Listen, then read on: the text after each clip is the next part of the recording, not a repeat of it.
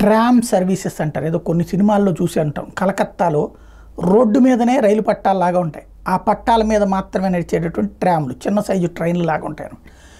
ఇప్పుడు అది 150 ఏళ్ల తర్వాత ఆ సర్వీసుని ఆపేస్తూ నిర్ణయం తీసుకుంది మమతా సర్కార్. ఎందుకంటే అది 30-40 కిలోమీటర్లకు మించి వేగంతో వెళ్ళలేదు. మెయిన్ రోడ్డు మీద మామూలుగా మిగతా వెహికల్స్తో పాటే ఇది వెళ్ళాలి. ఈ వెహికల్స్ అన్ని అడ్డొస్తుంటే అది వెళ్ళలేదన్నమాట. దాంతోపాటు ఇవాళ ఉన్న స్పీడ్కి ఇబ్బంది అయిపోతుంది, అది ఆర్థికంగా లాస్ అవుతుంది.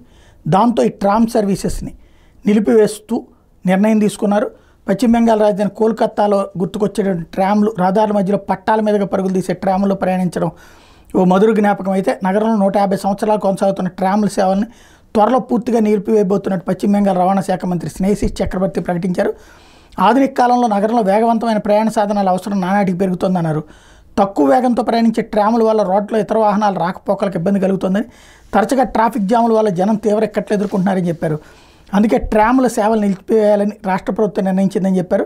ట్రాములు 1879 నుంచి కోల్కతా సంస్కృతిలో భాగంగా ఉన్నాయి.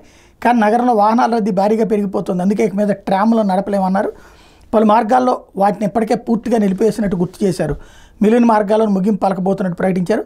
ప్రజలకు ఇబ్బంది తప్పించాలనే ఉద్దేశంతోనే ఈ కఠిన నిర్ణయం తీసుకోవాల్సి వచ్చిందని చెప్పారు. కేవలం మైదాన్ ఎస్ప్లాండే హెరిటేజ్ మార్గంలో మాత్రమే ఇక మీద ట్రాములు నడుస్తాయని ప్రకటించారు.